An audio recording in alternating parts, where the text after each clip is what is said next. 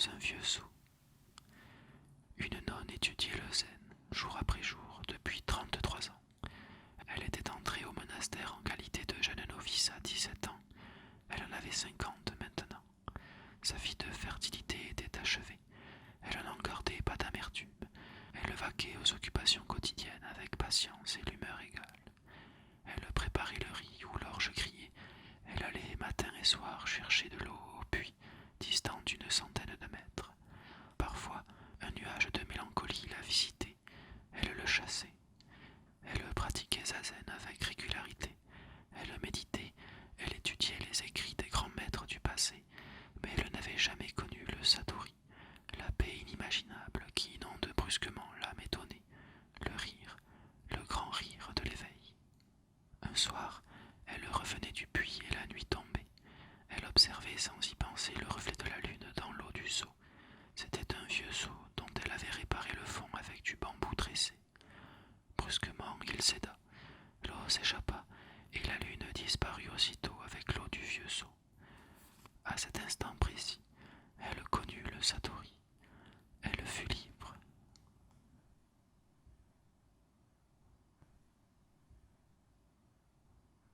Le noble samouraï. Par une belle journée d'été, un noble samouraï reconnaissable à son chignon d'homme de guerre, ses manchettes métalliques, sa cuirasse à 4 pans et les 2 sabres traditionnels, pénètre d'un pas ferme et paisible dans une modeste auberge de campagne. Nous sommes au XIVe siècle, dans un village de la grande île de Honshu. Un nuage d'insectes bourdonne dans l'air surchauffé. Le noble samouraï s'assoit, commande un plat de riz. Il défait le haut de sa cuirasse, dépose avec précaution et respect ses 2 sabres. Il est le seul voyageur. Il mange, portant les baguettes à sa bouche, en un geste harmonieux et précis. À ce moment, l'on entend de bruyants éclats de voix.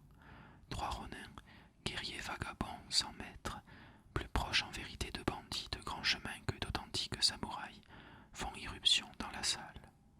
Ils interpellent avec grossièreté l'aubergiste, réclament du saké, s'assoient en se bousculant.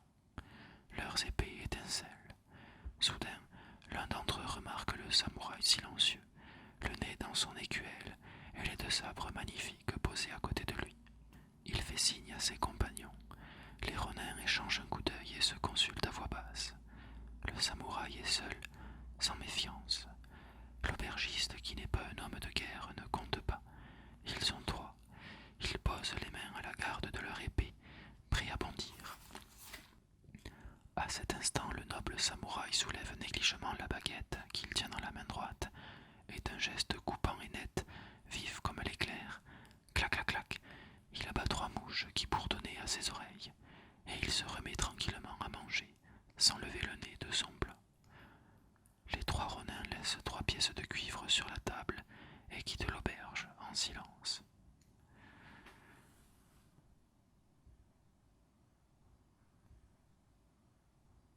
Le voleur et le moine. Il était une fois un voleur singulièrement malfaisant. En ce temps-là vivait aux environs de Heian-kyo, dans un temple perdu dans la forêt, un moine connu pour sa grande sagesse, nommé Shishiri Kojun. Ce soir-là, le saint homme était seul. Il récitait des sutras au pied de la statue du Bouddha. Soudain, la porte du temple s'ouvre à la volée. Un homme d'aspect effrayant, grossièrement vêtu, fait irruption dans la salle de prière. Il met sur la gorge de Shishiri sa longue épée effilée. « Moine, hurle-t-il, donne-moi l'argent des offrandes ou je te coupe la tête et la fais rouler au pied des autels. » Shishiri était installé en siddhasana, la posture parfaite, le dos droit, les genoux repliés. Il garda la position et pas un muscle de son visage ne tressaillit.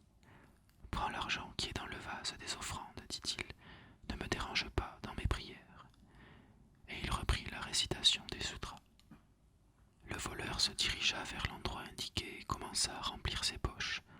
Dans sa hâte, il faisait teinter les pièces et parfois un juron lui échappait quand l'une d'elles roulait sur le sol.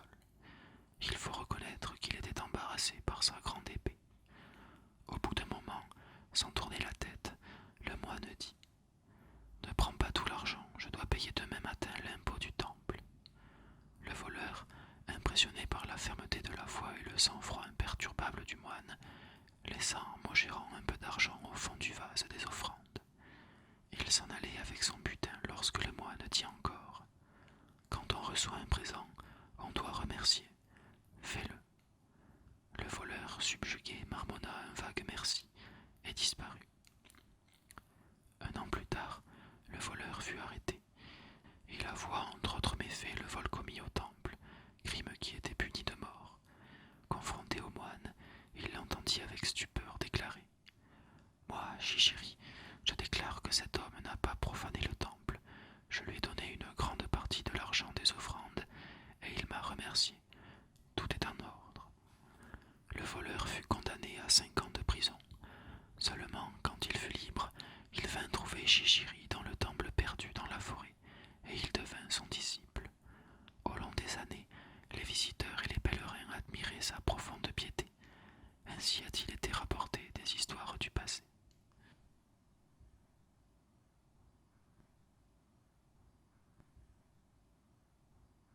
Le diamant de l'empereur. Cette histoire est maintenant du passé. Il était une fois un empereur si riche et si puissant qu'il régnait sur 84 000 rois vassaux. Il avait dans son harem 3000 épouses, qui lui avaient donné 400 fils et une multitude de filles, et l'on ne pouvait dénombrer ses chevaux, ses éléphants et ses palais. Dans sa jeunesse, ce grand empereur avait eu pour compagnon de jeu le peintre de la cour chargé de décorer les cloisons et les paravents du pavillon de la pureté et de la fraîcheur. Or, le grand empereur aimait aller se promener déguisé dans les rues de la capitale, Heian-kyo, que l'on nomme aujourd'hui Kyoto. Un matin, il déambulait ainsi sur la place du marché parmi les étals de poissonniers, quand il buta sur le corps d'un homme à moitié enseveli sous les détritus. Il se pencha et reconnut son ami de jeunesse, le peintre Toshibu. Ce dernier portait des habits déchirés, couverts de vermine, et il était manifestement dans un état avancé d'ébriété. Compatissant, le grand empereur glissa dans la poche du vêtement de Toshibu un très gros diamant qui ornait habituellement son oreille droite. Ainsi, songea-t-il, quand mon malheureux ami aura recouvré ses esprits, il trouvera le diamant, le vendra, et pourra mener désormais une vie honorable. Il s'en alla, très heureux d'avoir satisfait les dieux par sa bonne action et sauvé de la misère l'ami de sa jeunesse. Les années s'écoulèrent au sablier du temps. Le grand empereur eut encore 50 fils. Le dernier, engendré par sa première épouse, naquit avec une peau couleur d'os. Ses cheveux étaient d'un noir de jet, brillant, extraordinaire. Ses pommes portaient la marque de la roue aux 1000 rayons. Sur la plante de son pied gauche était gravé un sabot de cheval, et sur la plante de son pied droit, une patte d'éléphant. À ces signes, l'empereur comprit que sa fin était proche, et que lui était né le fils appelé à lui succéder. Alors, avant de passer au-delà du chagrin, comme disent les textes anciens, et d'obéir à la loi de l'impermanence, il résolut d'aller une dernière fois se promener incognito dans les rues de la capitale. Il passait sur la place du marché quand il heurta presque un mendiant. C'était Toshibu, toujours aussi misérable. « Tu es encore dans cet état de pauvreté ?» s'étonna le grand empereur. « Tu sais bien, dit Toshibu, que je n'ai jamais été habile à gagner de l'argent, et depuis que ton honorable père m'éloigna de la cour pour avoir peint une scène de chasse qui déplut à sa troisième épouse, je traîne une vie lamentable. » « Mais comment se fait-il, dit l'empereur, que tu n'aies pas trouvé le gros diamant que j'avais placé dans la poche de ton vêtement ?» Toshibu le contempla d'un air ahuri et répondit: « Je vois bien que tu te moques de moi. Je suis un misérable, et aucun diamant n'ira jamais se loger dans mes poches. » Et ce disant, il tourna le dos et s'en alla mendier plus loin.